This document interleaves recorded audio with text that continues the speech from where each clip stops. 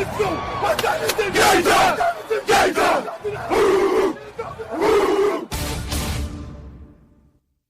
to be a football game tonight now. No doubt. It's going to be a football game here. Okay. I done been here before. All right, let's go, baby. Play clock at 5. Pass is intercepted at the goal line by Malcolm Butler. Unreal.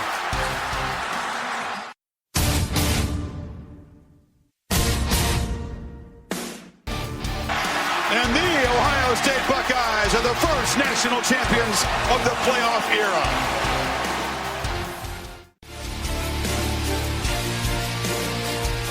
Ladies and gentlemen, football to football. Your host, Sean Garmer, Gary Vaughn, and Randy Isbell. Hello and welcome to another Football to Football. And this is our NFL Week 15 preview edition, where we will be in just a short minute here discussing the Thursday night football game between the Tampa Bay Buccaneers and the St. Louis Rams.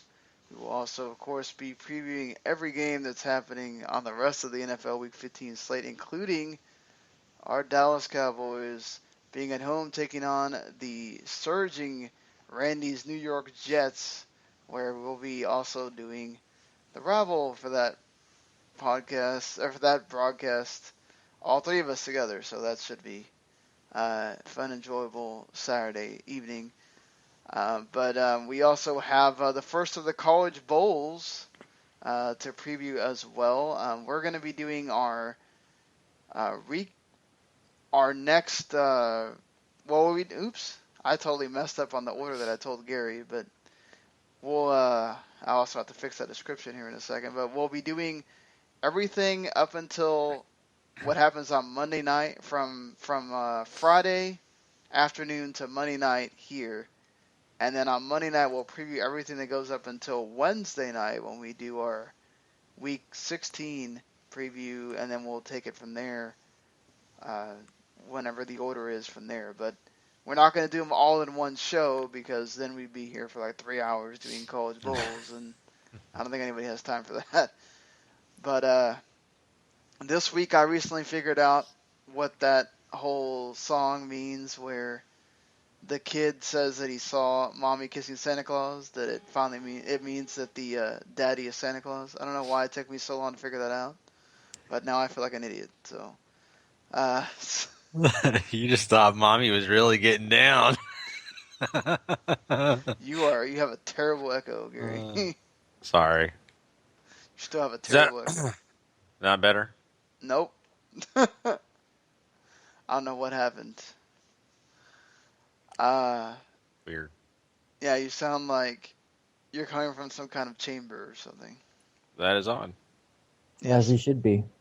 Both of you guys are. I don't know what the hell happened. I think it's you, Sean, because I don't get an echo from Gary. I don't get an echo from Randy either. Yeah, but the bad thing is if people are hearing that. We will check that out, but yeah. We weren't having this problem. Two podcasts in one. Yeah, I don't know why that's happening. Really weird. Okay. Anyway, hopefully you guys aren't hearing that. But either way, yes. So how did y'all's couple of days go since the last time we spoke? Either one of you at this point. It's been good. It's been, just getting ready for the holidays, man. Still, got lots of stuff to do and figure out. So, man, besides that, things are going fine. I mean, looking forward to next week and getting everything ready for Christmas. Randy? Yeah, same thing. Lots of shopping, lots of just prep work, really. Just catching up on sleep before I never get it again.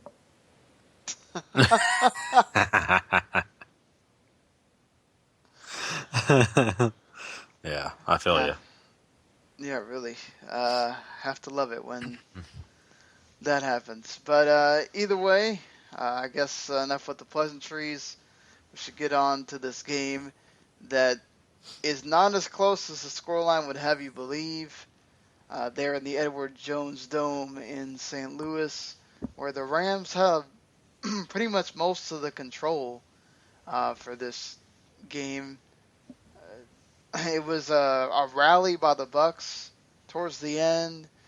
Who knows if maybe Jameis Winston doesn't throw an interception on that one drive. Maybe they would have been able to make the whole comeback, but it came down to an onside kick with about a minute and 40 seconds left, and it was terrible. He tried to make some kind of like soccer pass, and it didn't even, I don't think it even went to 10 yards, but it went right to the Rams guy, and that was the end of the hope there for the Bucs, which officially ends their playoff hopes, the very slim ones that they had. And the Rams are now on a 2-game win streak with Case Keenum, so I guess that's a plus.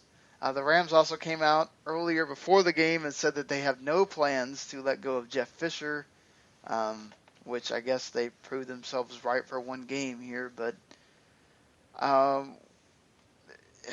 do you think the Tampa Bay might have just taken the Rams lightly? Because they were just pretty much, the Rams came out on fire and just did not let them. They took advantage of everything. Of course, also there was a fumble by Doug Martin that didn't help things. But, what do you think happened here? I don't think they really took them lightly. I think St. Louis and Tampa Bay are on equal footing, and St. Louis at home, which they have played far better at home this season than on the road. So I wasn't surprised by this result and all. And in the end, we learned that mustard is better than ketchup. Well, Gary, do you think they might have found their quarterback for the future now with Case Keenum? I don't know if it's the quarterback of the future. I really don't. I think he's still got a long ways to go before you say that. I love the kid, but my really honest love is from watching him in college and all that. So it has nothing to do with it professionally. And so I think that he's a guy that has potential. But let's be honest. I think once they get into next offseason, they're going to be searching and seeing what they can do to fix this quarterback situation. I don't think he's the first on their list. Has anybody confirmed whether the echo was heard on the actual broadcast or not yet? I guess that's a no. No, I'm actually listening to it a little bit right now, and I don't hear a terrible echo or anything, so I think we're okay. Oh, boy. Well, we sound fine. I wouldn't worry about it. I'll tell you if more. I just don't know how it changes from one to the other. Maybe I need to make sure next time that I X out the studio and then restart it again. No, we're fine. I just listened to it. We're fine. Okay. Well, yeah, anyway, do you think that the Rams are correct in what they said with Jeff Fisher? Just, we're going to keep him again? Absolutely. It's not his fault that they traded for a shitty-ass quarterback that he was stuck with for a while. Wait, it's not his fault? Isn't he the coach? The GM makes trades, not the coaches. No, but coaches has input, and he can tell them that he sucks. Some input. Not all. There's we don't know. Jeff Fisher's a pretty veteran guy. We have no idea. I understand, but there are many times where a GM will make a move, and listen, even if he had input, he has no clue how he's going to do in practice. He was put in with a really terrible quarterback. You're not going to put it on him. They've played pretty well. They're close to 500, which I think that's where a lot of us put them at, especially with how good Seattle and Arizona are. So there's no reason to fire Jeff Fisher here. No. You know what? Yeah, I'm agreeing with Randy on this.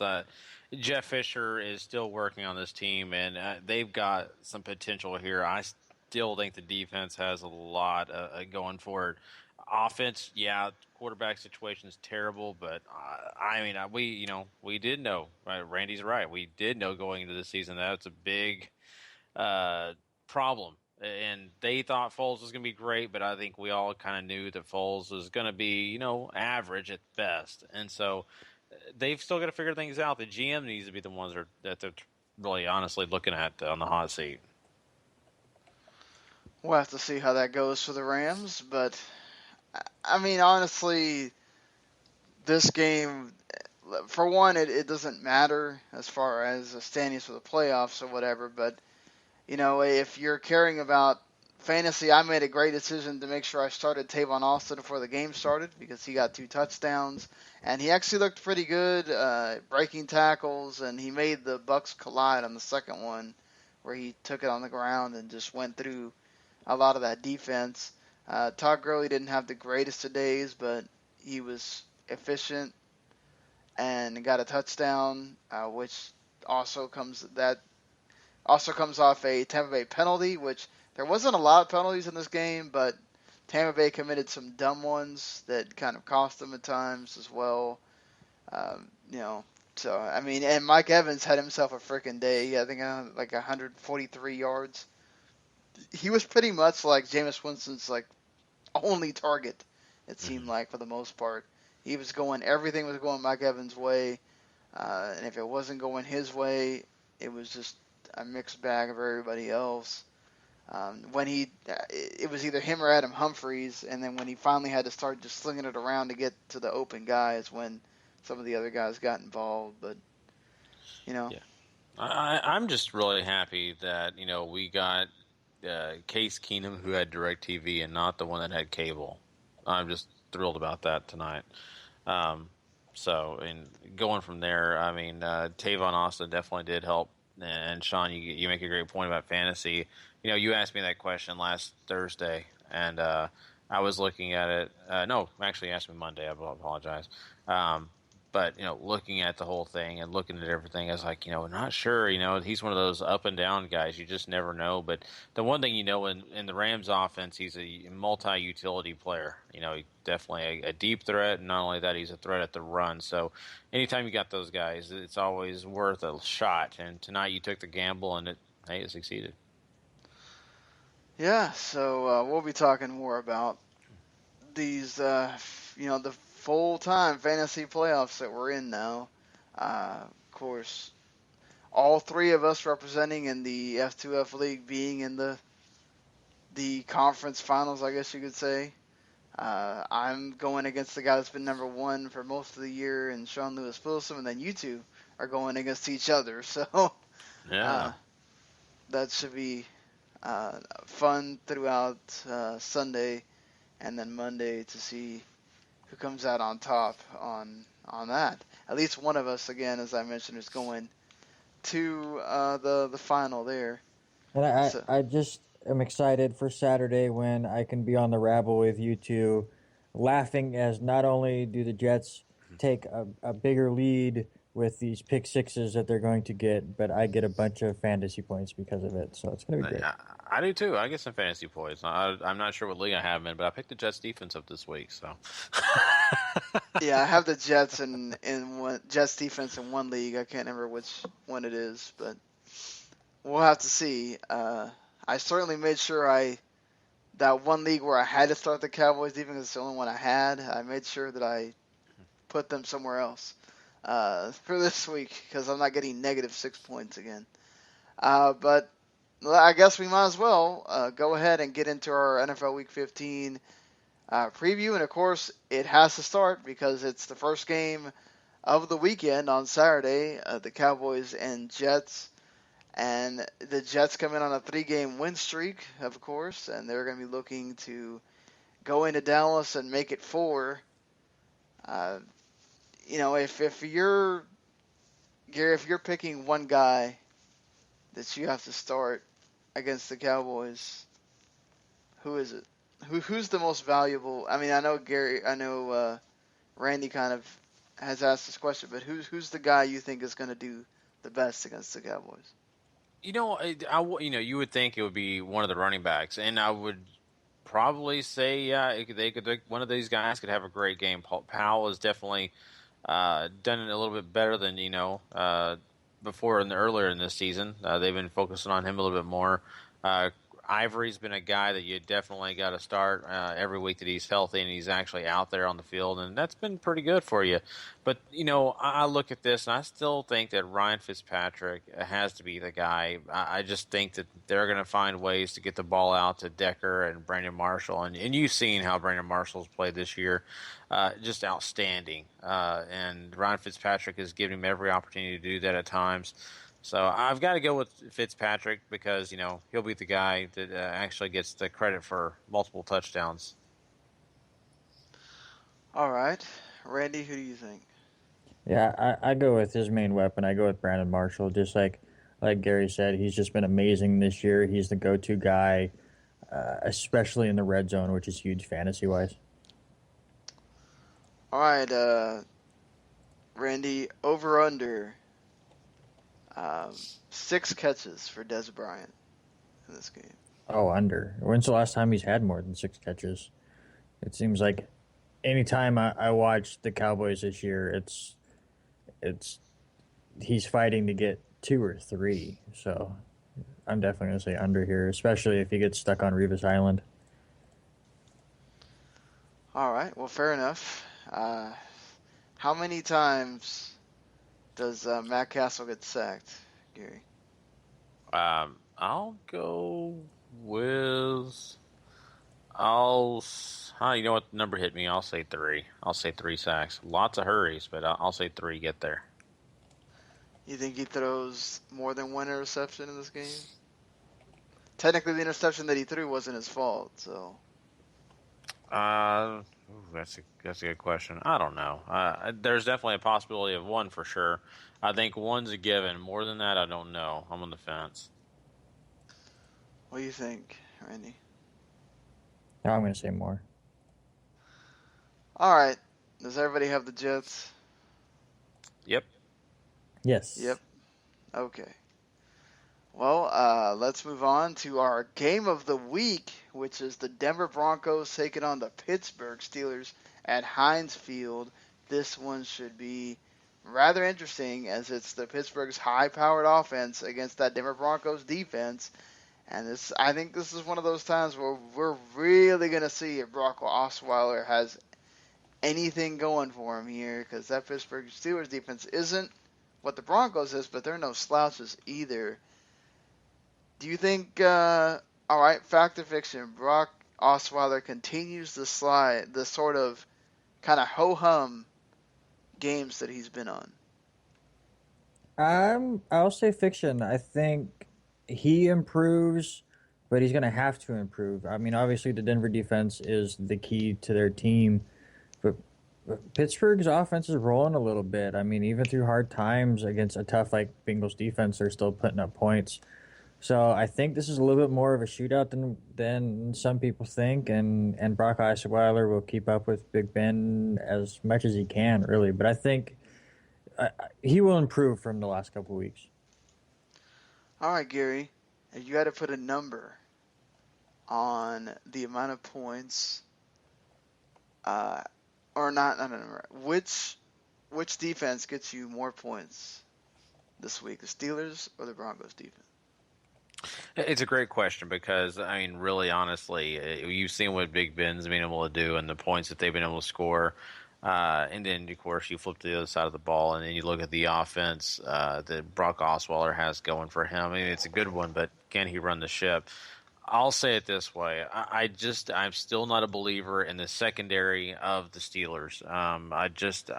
They've done a few things here and there that have been good, but besides that, not really.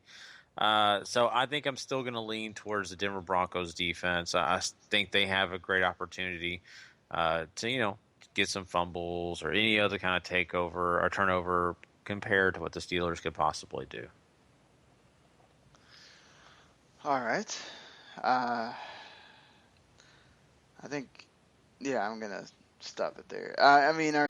Is this one of those games, Gary, where the Giants turn it up and we get... Is this going to be a test for Carolina? Or is it another walkover? I think it's more of a test than some of the other teams they played, for certain. So you're going to say it's more like the Eagles game when playing the NFC East instead of the Cowboys and Redskins? I definitely think so. Yeah, I mean, just because you've got talent out there. You've got Odell Beckham Jr., who's going to get a great test against Norman. Norman's going to have a big test ahead of him, and we'll see how much he celebrates this weekend, if he even gets an opportunity to. Because obviously, Odell Beckham didn't win our Player of the Week last week because he was a bad player, right? I mean, he's an excellent player. He can make things happen even when it's unbelievable.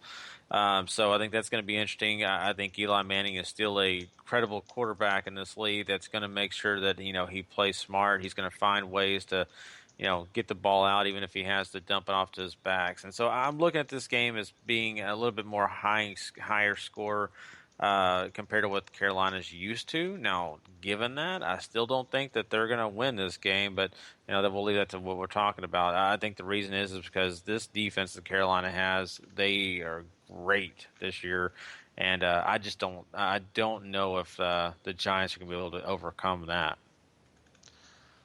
What do you think, Randy? Is it going to be what Gary says, or do you think Carolina just keeps rolling? Well, it's going to be interesting. I want to see how the offense works without Jonathan Stewart. Greg Olson's a little banged up, so the top two weapons for Carolina right now, either out or banged up.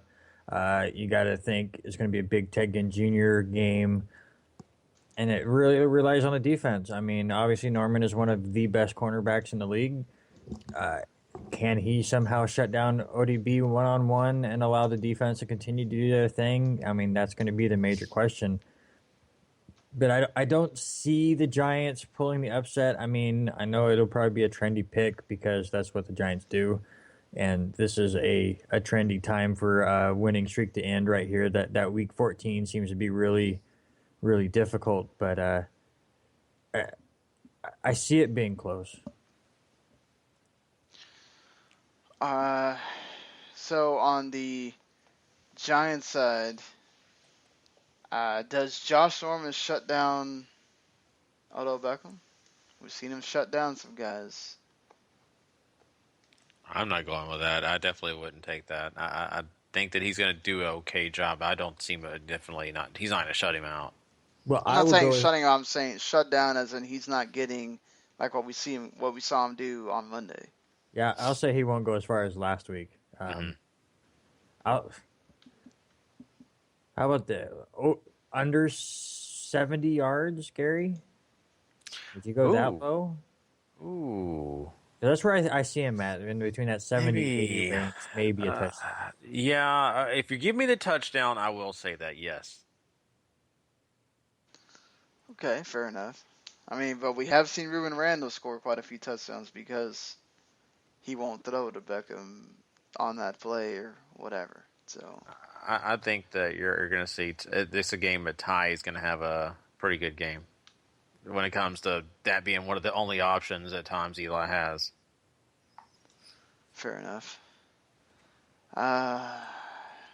Who has the better game, Cam Newton or Eli Manning? Because we have seen Eli Manning, when it's those games where he really has to compete, he does it. That's a great question, and it's hard for me to go against what I consider the MVP of this league right now, and that's Cam Newton. And even if it's not through the air, it'll be with his legs. So I mean, I've got to give it to Cam Newton. Yeah, I'm right there with him. Cam Newton all the way. I mean, I profess my love for this man a lot this year, and I see it continuing here. How does the girlfriend feel about you professing your love to Cam Newton? She's upset because it's not Aaron Rodgers, but okay, that's she's fair. got her own crush. So who's her like most Packer women? Her crush is Clay Matthews, but okay, not double checking so much these days. Okay, no, she's he did appear in Pitch Perfect too, so I guess he has that going for him. So who we got winning? Oh, I got the Panthers. Yeah, Panthers. Panthers for me as well. I'm sorry, New York, you're not going to destroy or get close to. I just don't think it's going to be that close. I think Carolina wins by like a touchdown. It's not going to be they did the Patriots and really made them go down the wire like that. So we move along to. I guess we might as well finish out the rest of the NFC list here. The Buffalo Bills going into Washington, where Washington has done really well, barring that Cowboys game on Monday night. And Buffalo has to win, or their slim playoff chances are done. Is this a case where do we finally see Kirk Cousins not do so well at home because the Buffalo Bills defense is coming at him in all waves here? We did see the Cowboys get quite a few sacks on that offensive line. I can only imagine what Rex Ryan's going to do to him.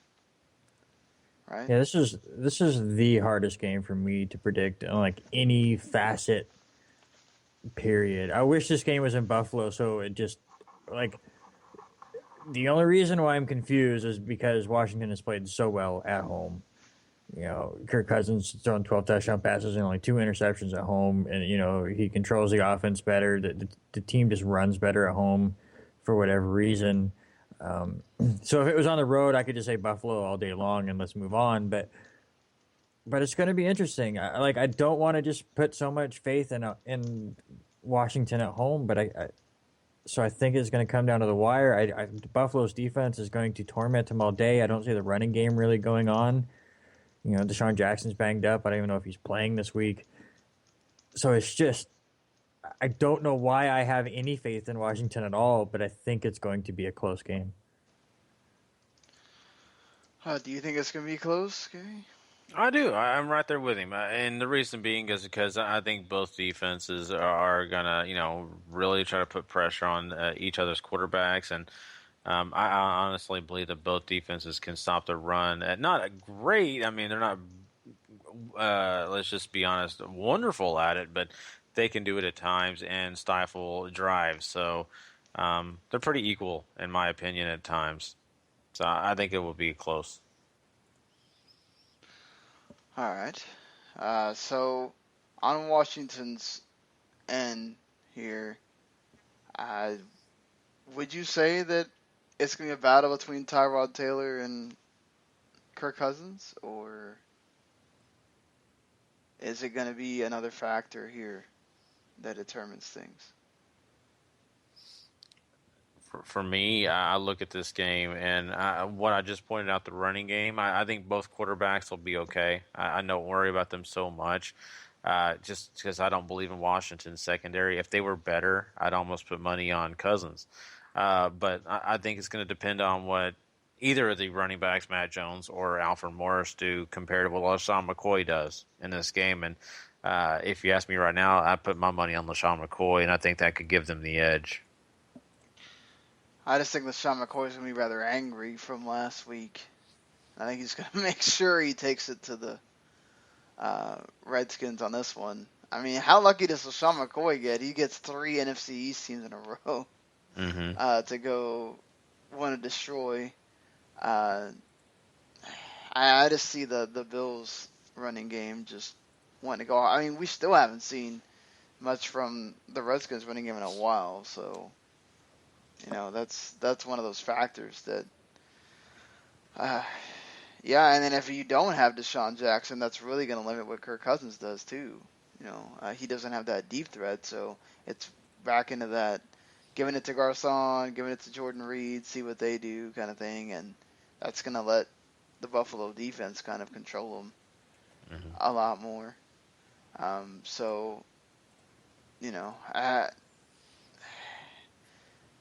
How many, I'm going to, over under 100 yards and a touchdown for Sammy Watkins in this game. We've seen him do that quite a lot.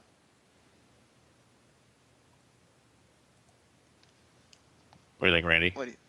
Oh. Yeah, I can see it over. Like the more I just keep looking at this game, the more I just do not want to put faith in Washington. So yeah, give me the over for that. All right, who's your prediction? Yeah, give me Buffalo. This was Randy pointed out earlier, and it definitely is a tough game to pick, but I'm going Buffalo too. I'm going Buffalo as well. It is going to be tough, but I don't know. I think Buffalo knows that this is the last hurrah here. They better win, and I think they're going to wind up doing it here. Especially because Rex Ryan knows his butt is going to be on fire if he just keeps losing these games here. So the Eagles will have to get to at the end here, but let's move on to another game that Gary's doing. The Tennessee Titans going into Gillette Stadium against the Patriots. Oh boy. Marcus Mariota, I feel bad for you. How many turnovers for Marcus Mariota? Oh boy, yeah. You know what? 2. I'll say 2. What do you think, Randy? Sure. This game's going to be ugly. Gary, I'm sorry. Yeah, I know. I you know what? I'm just going to take it as okay. This should be easy. One team did really great. That's about it. That's all you guys need to know. Well, I mean, how many touchdowns does Tom Brady throw in this game? Over, under 4? No, I'll say under. Just, I think they go up early. They'll start running the ball, messing around with some of these new running backs that they have since Blount's out for the year, and mess around there. But I see him getting 2 or 3 really quick, and then not meaning the second half. Yep, I'm right there with Randy. I think that they don't have to worry about it after the second half, probably. All right. Well, Patriots, everybody? Yep. Oh yeah. I mean, do you think that Tennessee has? I mean, we've seen Tennessee defensively. Actually, you think Tennessee's defense could at least keep them in the game for a bit, or is this going to be Total blowout. I mean, they got Gronk back. They might have Edelman back. It's not looking good. Oh my goodness. Yeah, you bring all those weapons. I can't imagine. Plus, you give New England now has a great chance to get the number 1 seed. Of course, they're going to go out there and try to get that. So, well, we move on to a battle of the AFC South, one that could decide it here. The Houston Texans taking on a Matt Hasselbeck that is ailing after Andrew Luck showed up and had some limited practice, but he's not playing in this game. So we go on again with possibly even Charlie Whitehurst against this Houston defense. That matchup looks nasty. How many times is Houston going to come sack whoever the damn quarterback is? It's going to be bad. And even worse than that, how bad is it that the fact that there is a chance on Sunday that the 2 teams tied for the division lead on Week 15 are quarterbacked by Charlie Whitehurst and Ryan Mallett. Because Brian Hoyer is not playing in this game either. So, well, TJ Yates, not Mallett. Oh, is it Yates? Well, still, who cares? Exactly. Ugh. Hey, TJ Yates has won a game or 2, isn't he? Yeah. I think he finished one out, and he may have won one. I have to look that up again. I don't remember. He finished the Monday night one. Mm-hmm. I think he might have won the other one. What's the most important here, and that's for fantasy players, is I think still Hopkins is relevant because Yates can get the ball to him. And what about T.Y. Hilton? That's what I'm concerned about. I know you almost have to start Hilton, but man, I am really that's what debating I'm scared because I have Hilton in the same league as Amari Cooper, and Cooper's been doing terrible.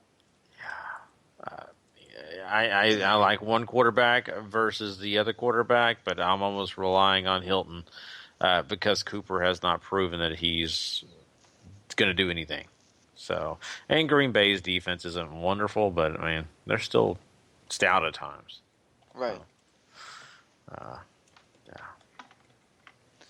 Yeah. So I mean, what about is Chris Polk a possible play for anything? I mean, considering that's who they've been sort of relying on. Yeah, I mean, Polk's, to me, a last-ditch effort kind of player. If you're depending on him, you're probably in the consolation round, or you're really desperate right now in your championship games, or get your consolation, whatever you're in right now. All right, so is everybody going with Houston here? I'm going Houston. Yeah, give me Houston as well. I'm going Houston as well. All right, well, we don't have to go too far. Seattle is at home against those Cleveland Browns who did look decent last week. Johnny Manziel, man, I feel sorry for you. So, I mean, that being said, though, we did see Johnny Manziel get to run out there and do some things, and I mean, does Johnny Manziel throw a touchdown against the Seahawks? I hope he throws like 7. Oh, that'd be so great. I hate Johnny Manziel, but just to go around where I live making fun of all the Seahawks fans because they got beat by Johnny Manziel. Oh, it'd be so good. I would enjoy it as well, just because we kind of funny to see Pete Carroll explain it. Yeah. I mean, that Seattle defense, I cannot imagine they're going to let Manziel roll out and do his thing where he runs around and gets, it's just, you've got Russell Wilson there who basically does the same thing. And that should be enough for you to know basically what to do against Manziel. I mean, so no faith in Isaiah Crowe and Duke Johnson, right? You don't play them?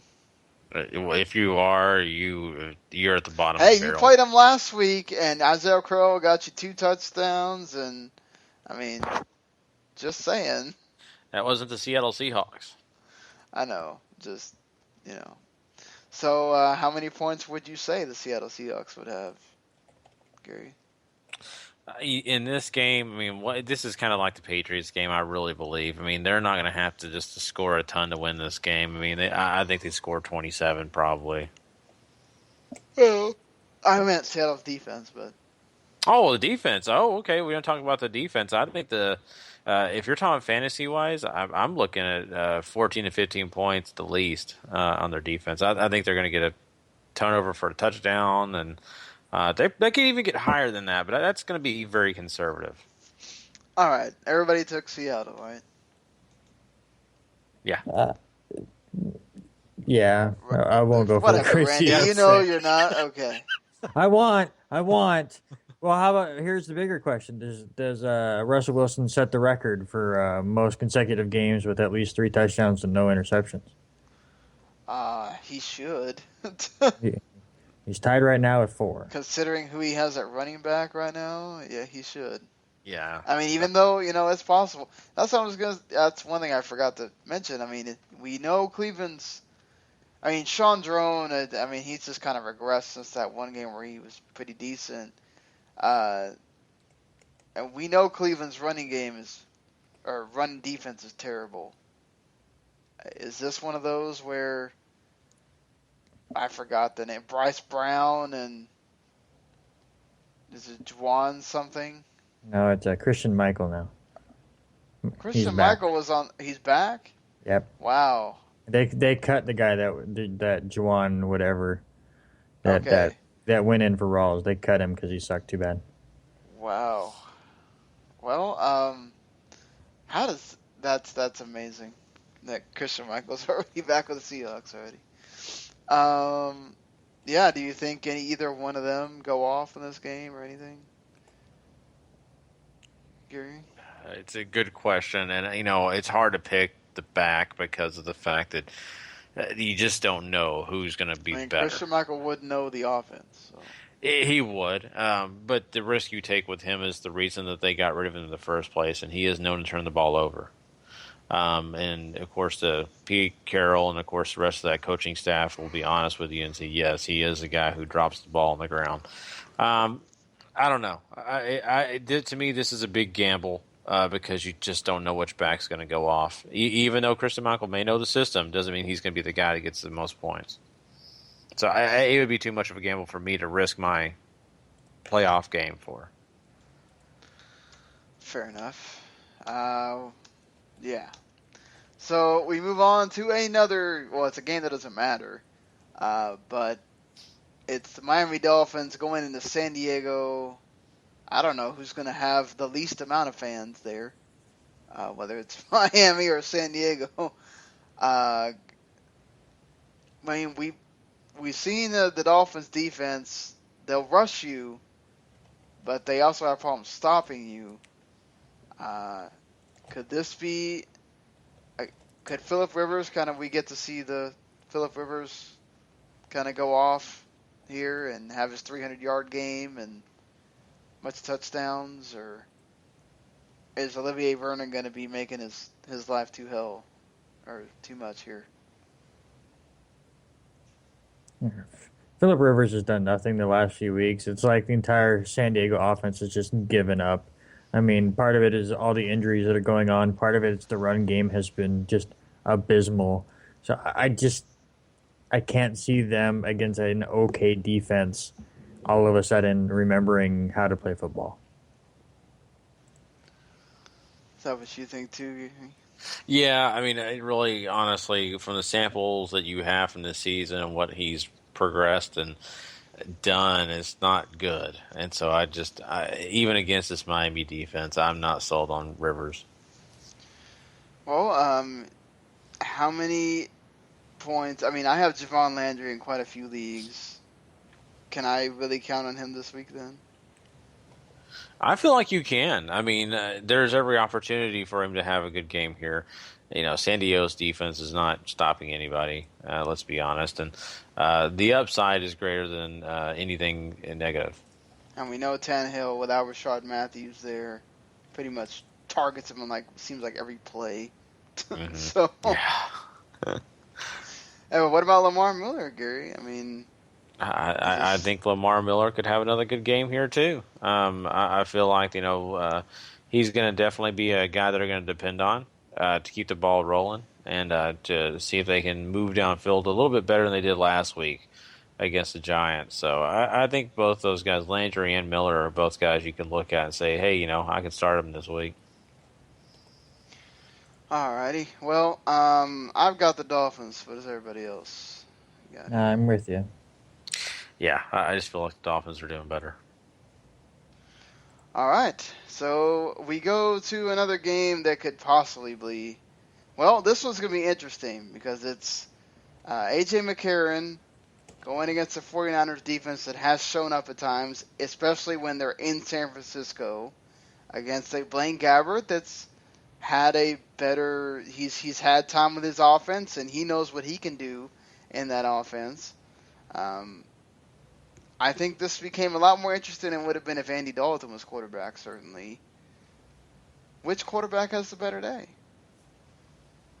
Give me A.J. McCarron. He has more weapons, and really he looked okay against Pittsburgh, which is a very tough matchup. Obviously, if you're a Bengals fan, you would much rather have Andy Dalton in this game, but I think A.J. McCarron's going to do just a good enough job. Plus, listen, I mean, the running back situation has not been the best in Cincinnati. Hill has been basically a disappointment fantasy-wise, but the 49ers have been terrible against the run lately, and Hill is picking it up. So look for them to really kind of go all in the run game and let A.J. McCarron just kind of game manage his way to a victory.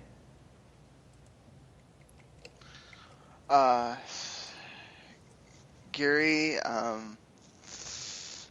is this one of those games where are you expecting AJ Green to have a really good game? I mean, the one positive for the 49ers has been, I think they're still relatively high in interceptions.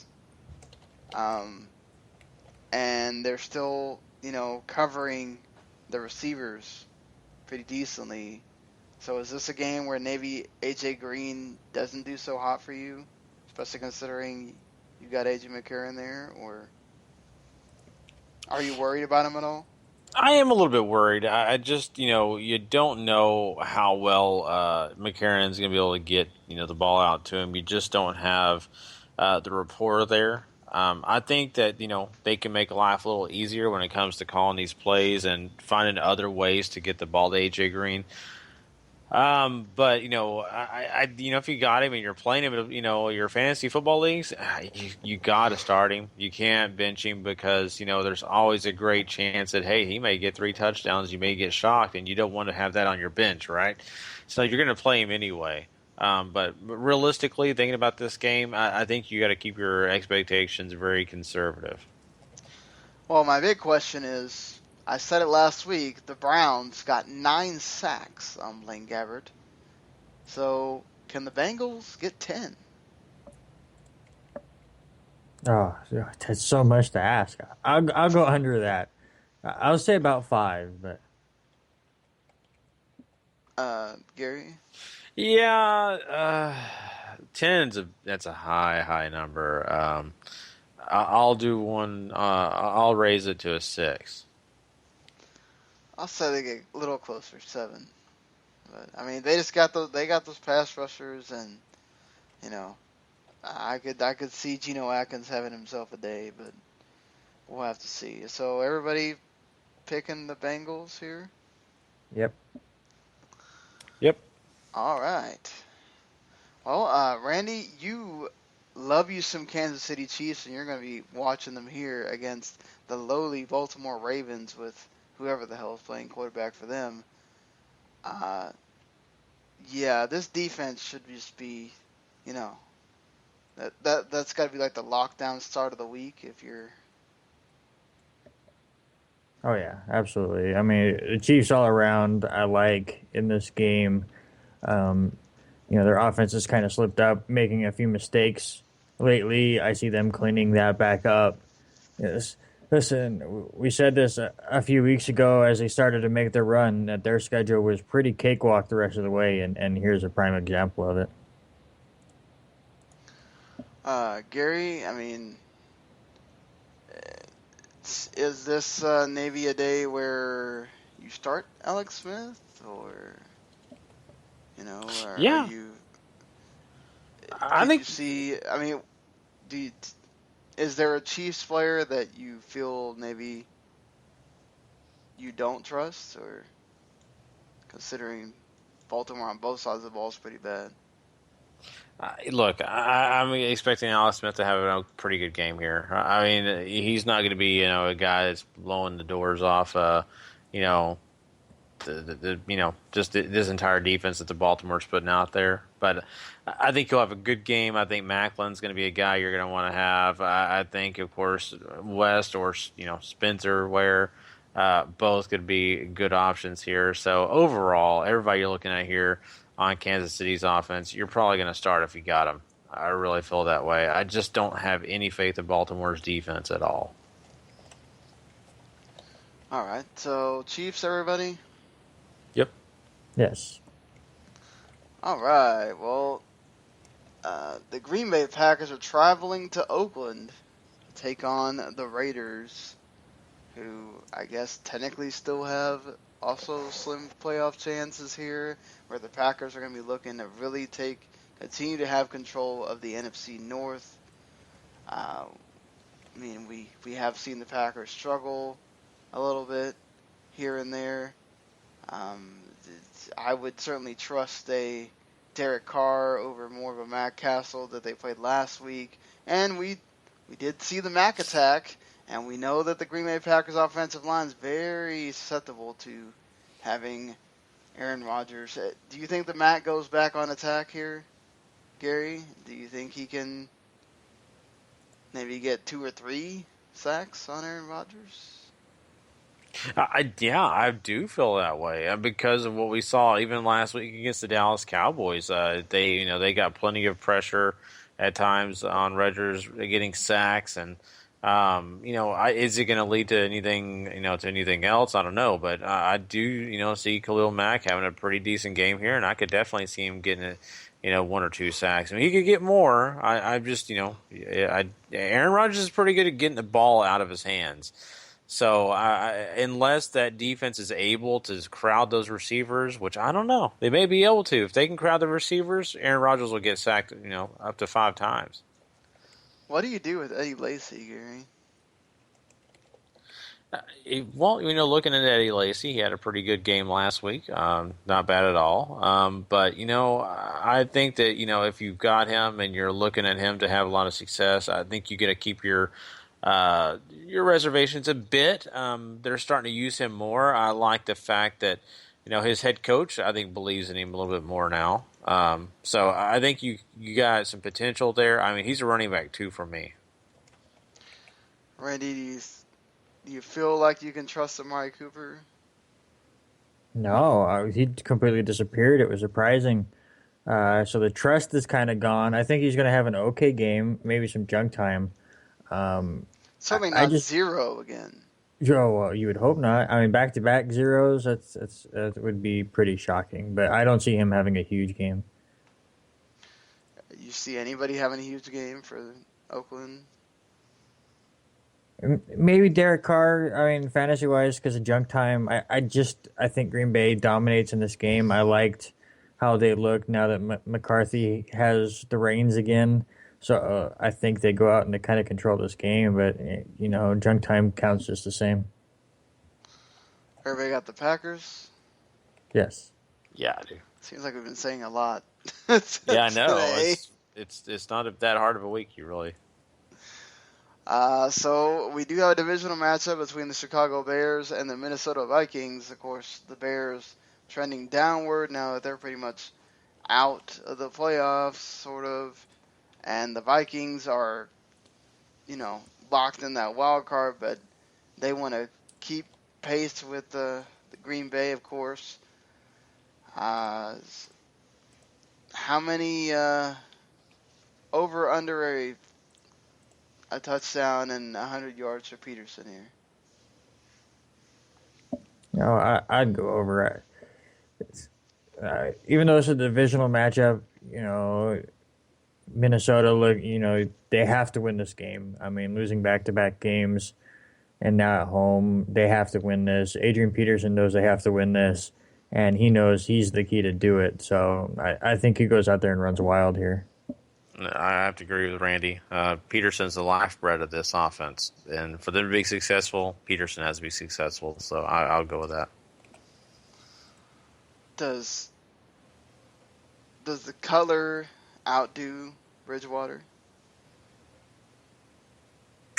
Or is it not going to matter because Peterson's going to be running crazy on him so much that... I think Peterson's going to run pretty well in this game, and I think he could run the clock down on Chicago. But that's also why I could see Cutler maybe having better numbers, but, maybe not getting the win. So you'd say definitely Alshon Jeffrey one to go for then. You got to start Alshon Jeffrey no matter what, but I could definitely see Jeffrey getting a touchdown here. All right. Would you say Minnesota's defense is playable, or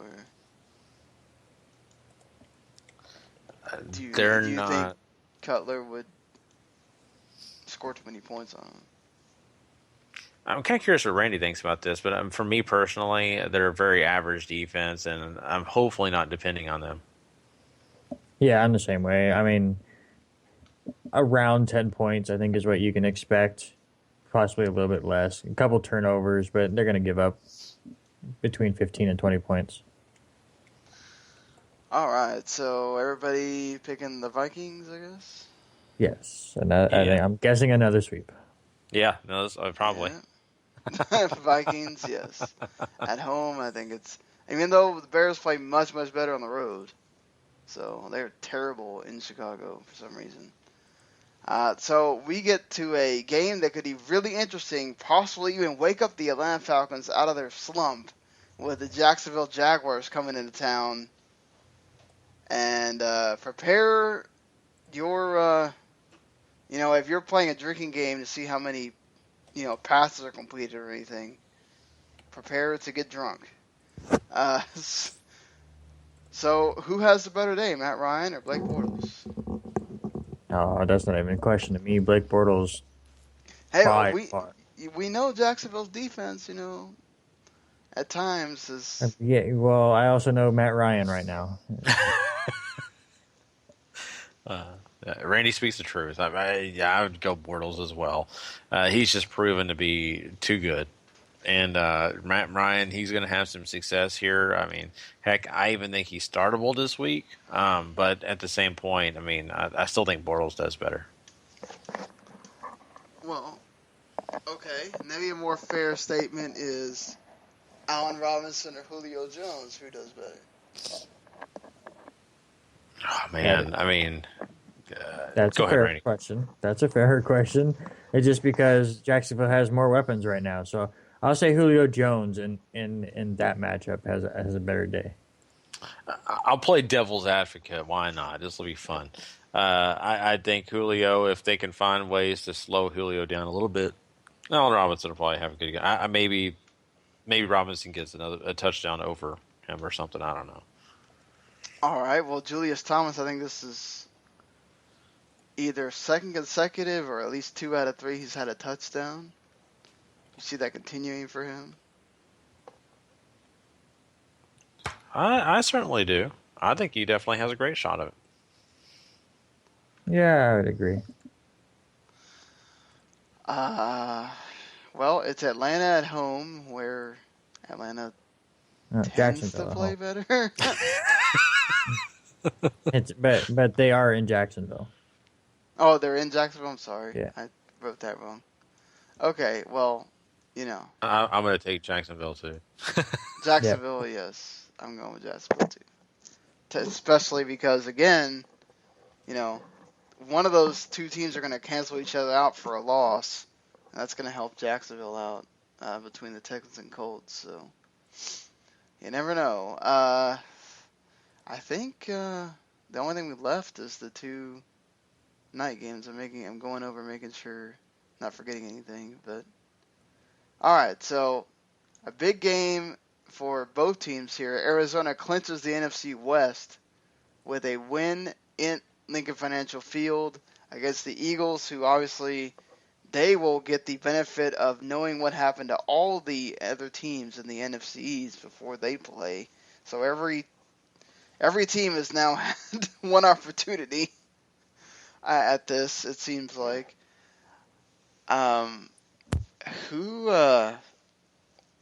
Which defense performs better here, the Cardinals or the Eagles? No, it's Arizona here. This is the perfect matchup for Arizona. The only way it'd be better if they were at home. Just the Eagles just match up so terribly against them across the board. I mean, no Jordan Matthews in this game. The running back situation is still dicey.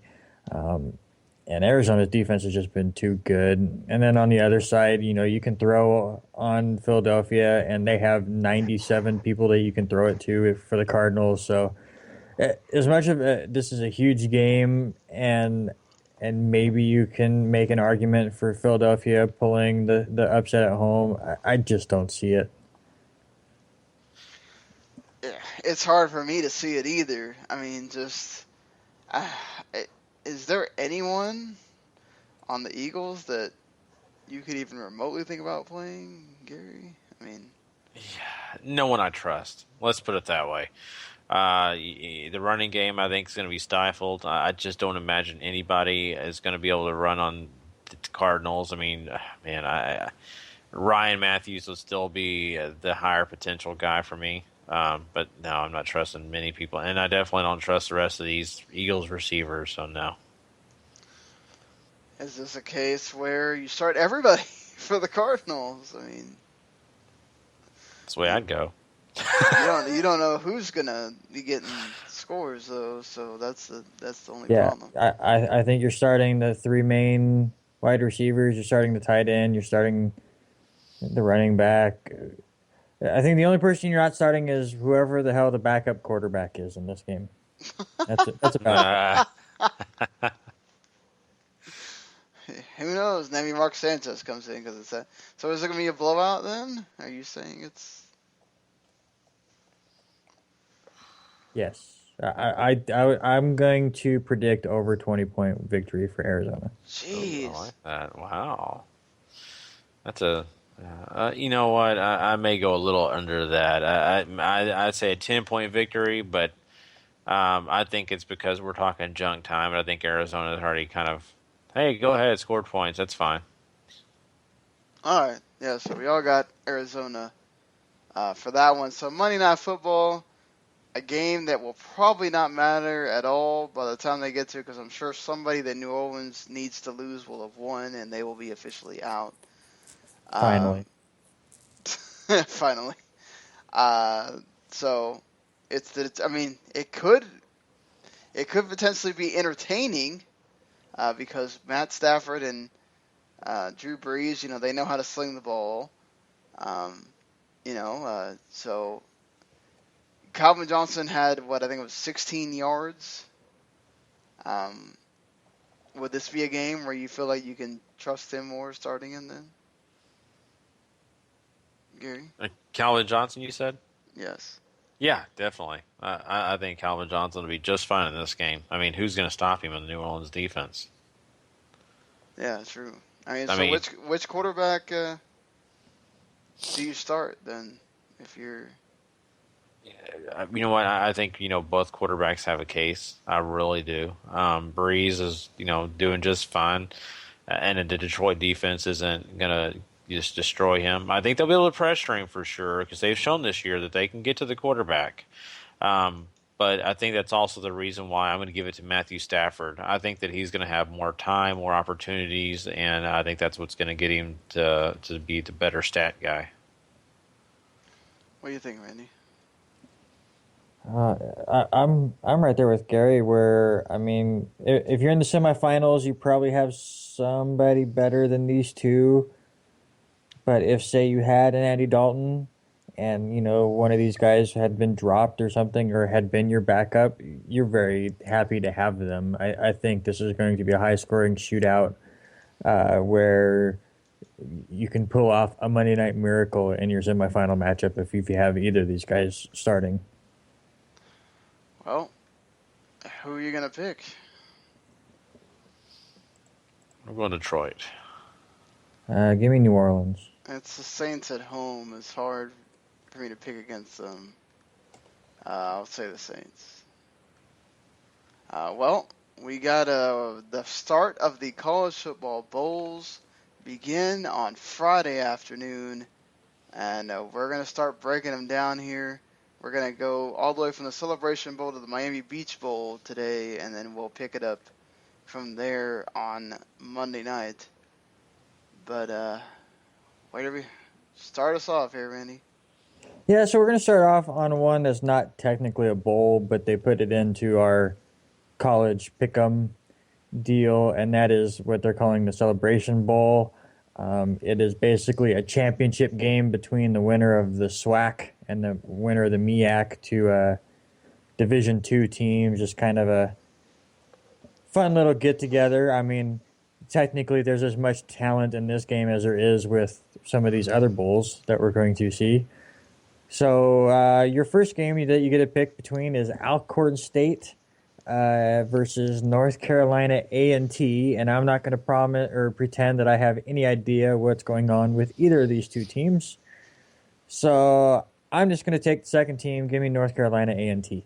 I'm with you. I got them too. I'm going with North Carolina A&T because I actually know them from basketball. So, yeah. And they're at home, or they're in the home slot, so let's go with that. Yeah. All right, so I mean, that's just a goofy one. We'll see what happens. But let's get going in the actual bowls, and let's get one that just starts out weird. The New Mexico Bowl, where you have Arizona versus New Mexico. Okay? Do either of you think that the home team in this bowl game is going to be the victor? Shoot, man. Arizona should be able to beat them, but we've all heard Randy in the Pac-12 discussion. I'm going to say Arizona, but I don't feel... If we were doing confidence picks, to be on the lower tier. Yeah, I'm right there with you, Sean. I've already picked Arizona, but, I mean, it's so tempting to pick the home team. Yeah, I'm going Arizona, too. If Arizona was ranked, maybe I go with New Mexico, again, because of just how weird the Pac-12 was this year. But they're not ranked, so I think they're safe, even though technically they are on the road.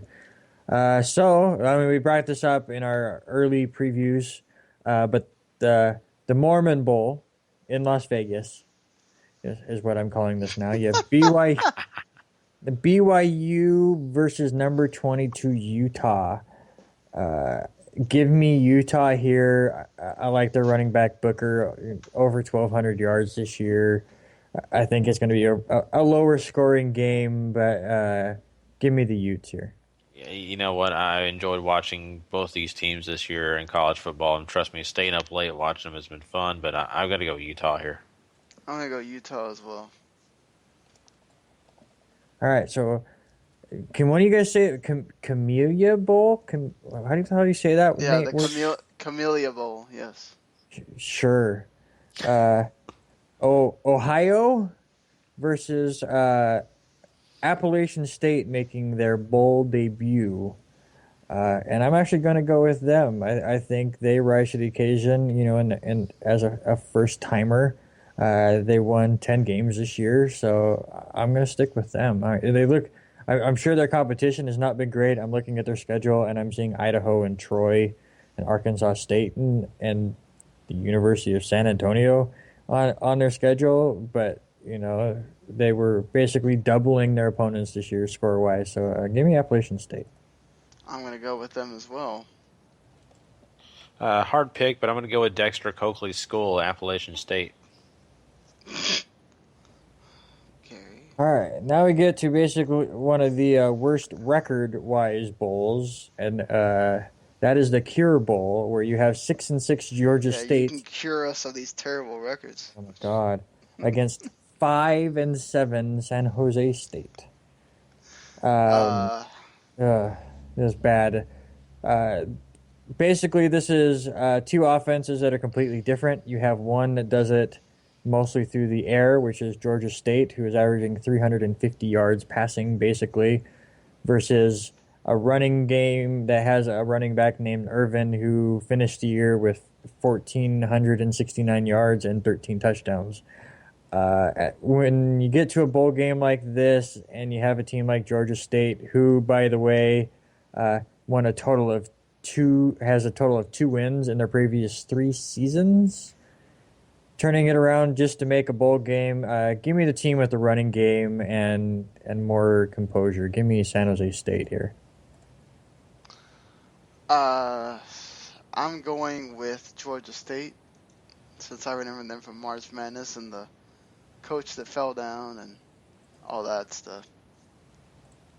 Yeah, San Jose State. I'll just go with them. I like that. I'm with Randy on this. If you can run the ball well, you can run the clock out.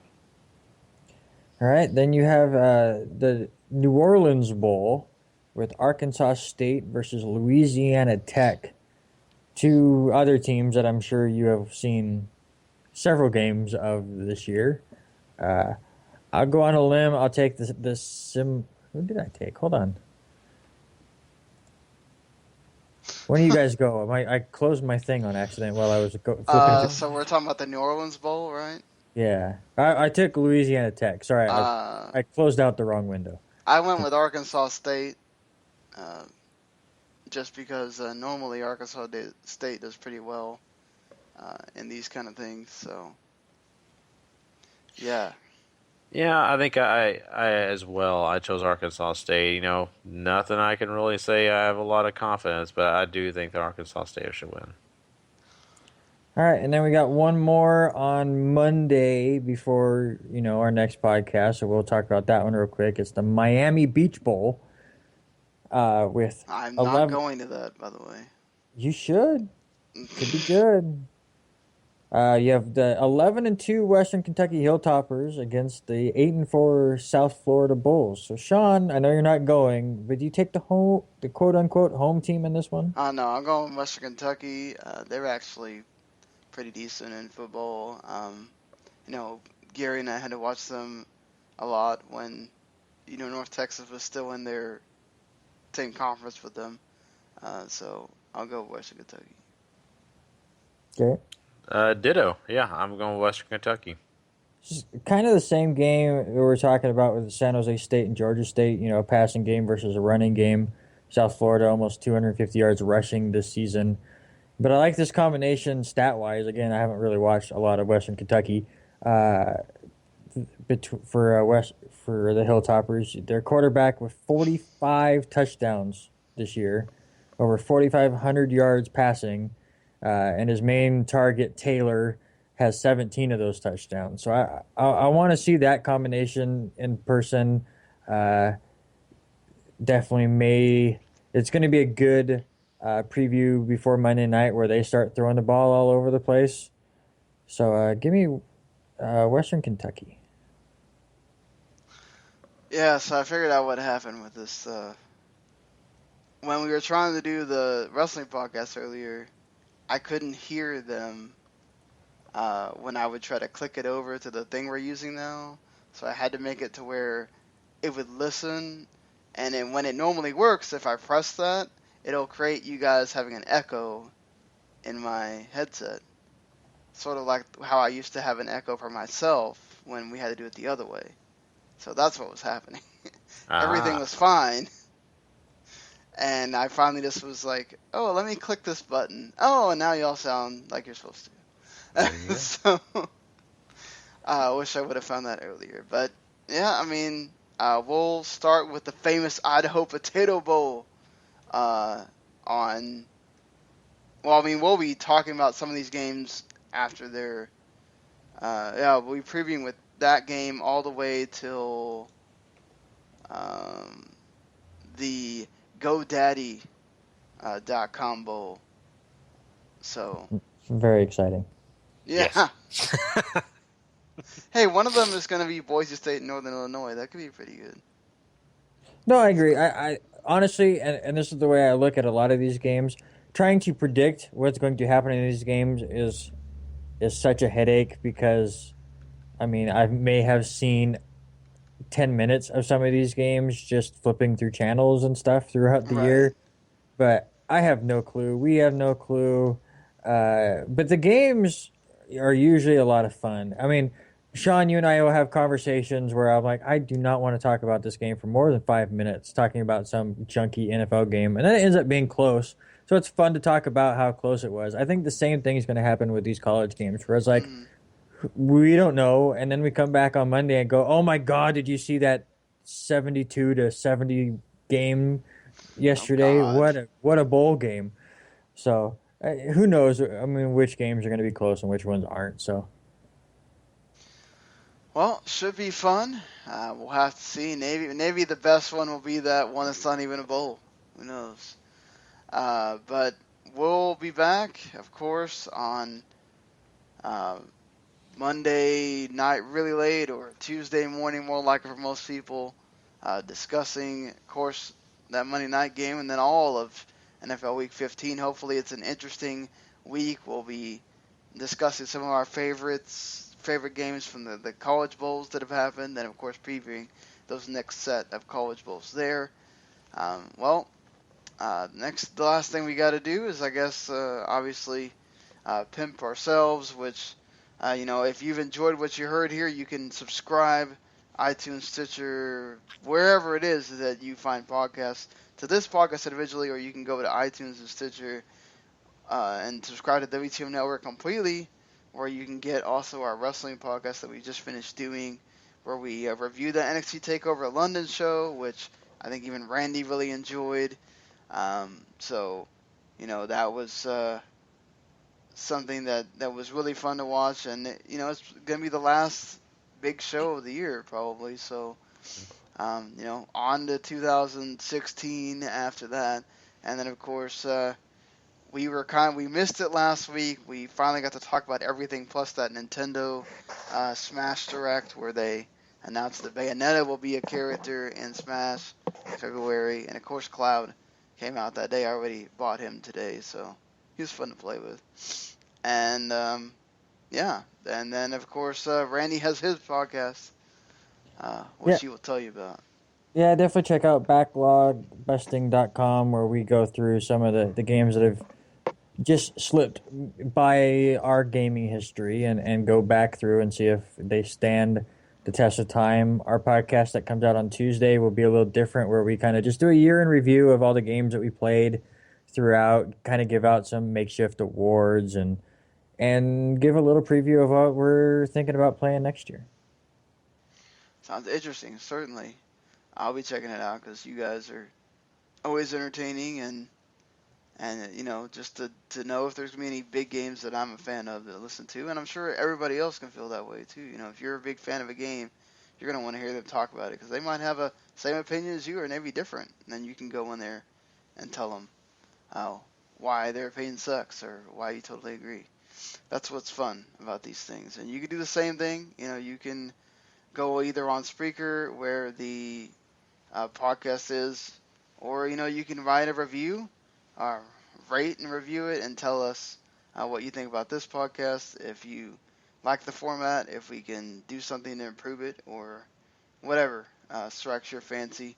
But since this won't be the last time we see you, so we'll see you on Monday night where we get to tell you our why didn't we do the whole Merry Christmas on the podcast before?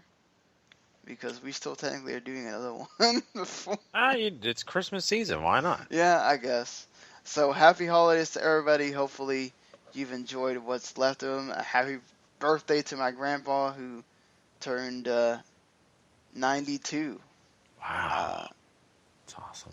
Yesterday, technically. So. He's finally the same age as Peyton Manning. Yeah. God. Or at least the weight goes, right? Yeah, exactly. I'm sure my grandpa would love to have all those Nationwide and Papa John's commercials, though. So aside from that, we will bid you adieu and be back on Tuesday. Enjoy the games and see you later, everybody.